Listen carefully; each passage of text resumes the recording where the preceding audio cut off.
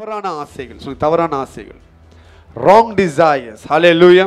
அப்படின்னா இந்த காரியங்கள் உண்டாகவே கூடாது, இந்த ஆசைகள் நம்மளுக்கு வரவே கூடாது, பாவமான காரியம் நம்மளுக்கு ஆசை வரவே கூடாது. Hallelujah.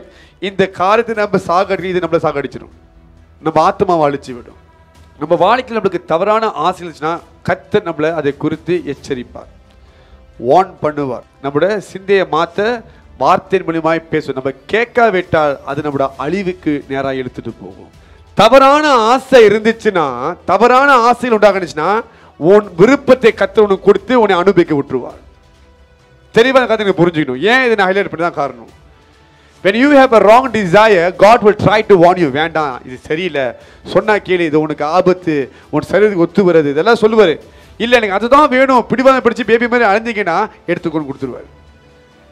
உங்கள் வாழ்க்கையை சலிச்சு போகிற அளவுக்கு ஏன்டா இதில் நான் ஆசை வச்சேன், ஏன்டா இது மேலே என்னோட இது உள்ளே வந்துச்சு, இந்த காரியத்து மேலே ஏன் இந்த பிளஸிங்கை நான் கேட்டேன் யோசிக்கிற அளவுக்கு ஆயிடும்.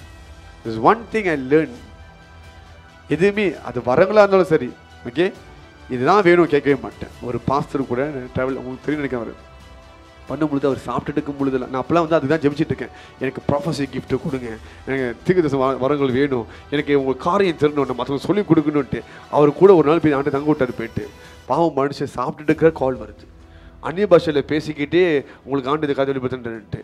சரி சாப்பிடுவாருன்னு பார்த்தா திருப்பியும் கால் வருது அவருக்கு. என்கிட்ட அவர் பேசுன பார்க்கலாம் ஃபோனில் மனுஷங்கிட்ட பேசுனா அதிகமாக இருந்துச்சு. நான் அன்றைக்கி தான் யோசித்தேன், ஐயோ இந்த மாதிரி கிஃப்ட்டில் நம்ம கேட்டுறவே கூடாது, இதெல்லாம் நம்ம எடுத்துகிட்டு சுமக்க முடியாது, ரொம்ப கஷ்டம்ன்ட்டு. மனுஷனுக்கு மீ டைமே கிடையாது. அப்புறம் ஆமாம் 24 hours ரோபோட் பண்ணி எடுத்து வாங்க முடியாதுங்க. பாஸ்டர் நான் இப்போ வேலைக்கு போகிறேன், நாங்கள் போகலாமா, சோம்பேறி பிடிச்ச மனுஷன், போய் பார்க்க முடியல ஒரு நாளில் போயிட்டு. நீ என்ன சொல்கிறேன், நான் போய் இந்த ஆண்டு சுத்தமாக இல்லையா, அவர் பாவம் அதை ஜெபிச்சு நீங்கள் போகலாம், நீங்கள் போய் அங்கே நில்லுங்க, கருத்து காலையில் செய்வார். இல்லை நீ சொல்லுங்க பார்த்து, நான் கிளம்பிலாம் போகணும், சட்டலை அவர் அயன் பண்ணுன்றான். அதான் நான் சொல்ல. Hallelujah. You must understand this very clearly. அப்போதான் நான் புரிஞ்சேன், என்ன காரியமாக இருந்தாலும் அது வரங்களா கூட இருந்தாலும் சரி, இது வேணும்னு பிடிவாதமாக கேட்கக்கூடாது. கேட்டோம் அதோட பாடம் நம்ம தான் அனுபவிப்போம். எதை திரும்ப நீங்கள் பிடிவாதமாக ஆசையாக கேட்கணும், அப்பா நீங்கள் வேணும், இயேசுவே நீங்கள் வேணும், அவர் வந்தால் எல்லாமே சேஃப், அவரால் உங்களுக்கு கஷ்டம் இல்லை. தெளிவாக எழுதப்பட்டிருக்கு மத்திய 11 எழுதப்பட்டிருக்குது, my yoke is light for you. Hallelujah. அவர்கிட்ட வரவங்களுக்கு பாரமே கிடையாது. நீங்கள் பிடிவாதமாக கேட்டிங்கன்னா அதோட பாரத்தை அனுபவிச்சு தான் ஆகும். இப்போ புரித ஏன் அழுகுறீங்கன்ட்டு, எனிஹாவ் நாசி சொல்லி ஜாடி பூ இட் இஸ் டூ லேட், ஒன்றும் மாற்ற முடியாது. சில காரியத்தை வந்து நம்ம மாற்ற முடியாது. பிடிவாதமாக அது ஆண்டோருக்கு விரோதமாக பேசுகிறாங்க, ஏன் எங்களுக்கு இறைச்சி தரலன்ட்டு. ஒரு மாதம் கொடுத்தாரு, எழுதப்பட்டிருக்கு, திகட்டி போகிற அளவுக்கு சாப்பிட்டாங்களாம். அதங்கிட்ட அதை பார்த்தாலே வாந்தி வர்ற அளவுக்கு. என்ன அர்த்தம்னா, you will come to the extent of vomiting out. அந்த வாடை அந்த இதை பார்த்தாலே ஆட்டோமேட்டிக்காக வாந்தி வந்துடும். சர்டன் திங்ஸ் அதிகமாக இருந்துச்சுன்னா வி கான்ட் டேக் இட். ஆண்டவங்க அதை வெறுக்கிற அளவுக்கு கொடுத்தார். நம்ம சொல்றது புரியுதா இல்லையா? நீ ஆசையாக ஒரு காரியத்தை நீ கேட்கணும், நீ வெறுக்கிற அளவுக்கு கர்த்தர் மாற்றிடுவார். எத்தனை பேர் நான் சொல்றது நல்லா மைண்டில் ஏறுது? தமிழ் நீங்களே புரிஞ்சுக்கணும். ஹல்லேலூயா. தெளிவாக அந்த காரியத்தை புரிஞ்சுக்கணும். That's why don't ask, just go on the flow.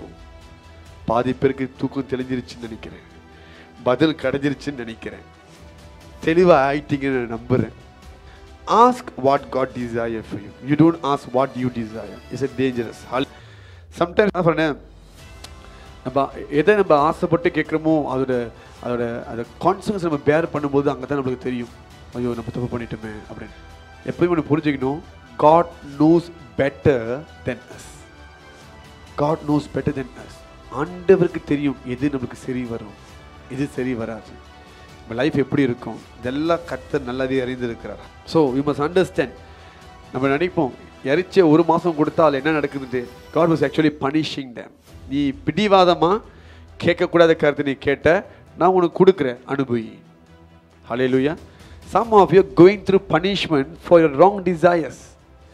அவரை சித்தத்தின்படி நீ கேட்கல, சித்தத்தின்படி நீ கேட்டிருந்தனா நீ இதை கடந்து போக மாட்டேன். நீ உன்னோட விருப்பத்தின்படியே கேட்ட வசி தான் you are going through this. You are paying the penalty through your life itself. So understand this very clearly. Hallelujah. நம்ம ஒரு சில காரியத்தை நம்ம பிடிவாதமாக கேட்டோமா அதில் கர்த்தர் நம்ம அனுபவிச்சு தான் ஆகணும். சில பேர் ஆசைப்படுறதே பாவமாக இருக்கும். நீங்கள் பாருங்கள், அந்த நாட்களே இந்த ரோமர் கிரேக்கர் ஊரில் நீங்கள் பார்த்தீங்கன்னா ரொம்ப இதை ப்ராக்டிஸ், இந்த man and man, woman and woman, okay, same gender relationship, okay. இது ஏன் நடந்துச்சு? ஆரம்பத்துலேருந்து ஆண்டவத்துக்கு கரெக்டாக கொண்டு வந்துட்டு இருக்காரு. பட் இவங்களுக்குள்ளே இருக்க இந்த ஆசைகள், இச்சைகள் அடங்காதபடினால் கர்த்தர் அவங்களை இச்சைக்குன்னு ஒப்பு கொடுத்தாரு. எழுதப்பட்டிருக்கு, he gave them unto their desires. Sometimes you must understand. இந்த வசனத்தை வாசிக்கும் பொழுது தெளிவாக நீங்கள் புரிஞ்சுக்கணும். உங்கள் ஆசைகளை நீங்கள் கட்டுப்படுத்தினா உங்கள் ஆசை உங்களை சாப்பிட்ரும். That's why as a Christian we must learn to control our heart. நம்ம எதை கண்டு வைக்கிறோம், எது மேலே ஆசை வைக்கிறோன்ட்டு நம்ம ரொம்ப தெளிவாக கவனமாக இருக்க வேண்டும். ஏன்னா அந்நாட்களில் மனுஷர்கள் வந்து இன்றைக்கி நம்ம இந்த எலிஜிபிலிட்டி நம்ம இதில் பார்க்குறோம், வெளியில் பார்க்குறோம். ஏன் some people asking, ஏன் ஆண்டவர் தடுக்கலை, ஏன் ஆண்டவர் ஸ்டாப் பண்ணலை? The truth, the Bible says that God gave them unto their desires. அவங்களுடைய இச்சைகளுக்கு ஒப்பு கொடுத்துட்டார். பாவம் விலை கொடுத்து அவங்கள வாங்கிருச்சு. Heading toward the eternal destruction. So if you desire what is evil, எது தீமையோ அதை ஆசைப்படணும், ஒரு டைமுக்கு மேலே அது இல்லாமல் நீங்கள் உங்களுக்கு கஷ்டமாக இருக்கும். You will be so addicted. நீங்கள் அது மேலே ரொம்ப அடிக்டடாக இருப்பீங்க. You will not be able to overcome that. Instead of stopping their sins, God gave. So பெரிய நியாய தீர்ப்பு அப்படின்னு சொல்லும் பொழுது என்ன அர்த்தம்னா, ஆண்டவர் வந்து உங்களுக்கு இனி கான்விக்ட் பண்ண மாட்டார், இது தப்புன்னு சொல்ல மாட்டார், ஓகே, உங்களை தடுத்து நிப்பாட்ட மாட்டார். சரி சரி எது தப்பு எதுவுமே உங்களுக்கு கிடைக்காது. தட் மீன்ஸ் ஆண்டு உங்களுக்கு தண்டிக்க ஆரம்பிச்சான்னு அர்த்தம். when you lose conviction it means you are forsaken by God. பரிசுத்தாவி இருந்தார்னா உங்களை கான்விக்ட் பண்ணுவார், இது பேசக்கூடாது, இது சரி, இது தவறு. ஆனால் இப்போ அது உங்களுக்கு விலங்குல, நீங்கள் அதில் போயிட்டு இருக்கிறீங்க, ஒன்றுமே கேட்கலன்னா கர்த்தர் கை விட்டுட்டாருன்ற அர்த்தம். Means you are heeding in your punishment. தண்டிக்கப்பட்டு கொண்டு இருக்கிறீங்க. பிள்ளையை தான் கர்த்தர் காப்பாற்றுவார், அவர் பிள்ளையை தான் காப்பாற்றுவார், சாத்தான் பிள்ளையை விட்டுருவார். You want to be the sons of God or sons of the devil, is in your hands. நீங்கள் இந்த டைமென்ஷன், அதாவது ஆண்டு உங்களை உணர்த்துற அந்த டைமென்ஷனுக்குள்ளே நீங்கள் இல்லாட்டினா இனி கர்த்தர் உங்கள்கிட்ட உங்கள் பாவத்தை குறித்து உங்களோட காரியங்களை குறித்து பேசாமல் ஆயிட்டாரே, உங்களுக்கு அது பழகிருச்சு, you already into that sin அப்படி ஆயிடுச்சுன்னா மீன்ஸ் நீங்கள் வந்து டேஞ்சரான ஜோனுக்குள்ளே வந்துட்டீங்கன்னு அர்த்தம். இதுதான் அர்த்தம். Means your desires has it you up. உங்கள் ஆசைகள் உங்களை சாப்பிட்டுருச்சு என்று அர்த்தம். You no longer feel guilty about it, you no longer feel bad about it. அது குறித்து உங்களுக்கு தப்பாகவே தோணலை, அதை பற்றி உங்களுக்கு கொஞ்சம் கூட வருத்தம் இல்லை, இது நார்மல் அப்படி போயிட்டுருக்கீங்கன்னா means you already fallen out of God's hand. கர்த்தர் கையை விட்டு வெளியே விழுந்துட்டீங்கன்னு அர்த்தம்.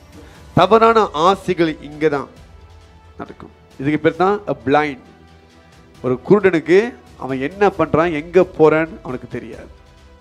இயேசு அநேக இடங்களை பேசியிருக்காரு, குருடனுக்கு வழி தெரியாது. Means you don't know the right way. Hallelujah. So make sure, understand this very clearly. ஆசைகள் உங்களோட கண்களை கட்ட முடியும். ஆசைகள் நிமித்தம் தான் சிம்சோன் அவனுடைய தரிசனத்தை இழந்து போனான். அவன் பார்வை போகிறதுக்கு முன்பாகவே அவனுக்கு தரிசனம் போச்சு. He lost his vision before he lose his sight. ஏன்? ஆசைகள், desire. உங்களை நீங்கள் ஆராய்ந்து பாருங்க, எனக்கு சரியான ஆசைகள் இருக்குதா, கர்த்தருடைய ஆவி எனக்குள்ள இருக்கிறாரா, இதை ஆராய்ந்து பாருங்க. ஹல்லேலூயா.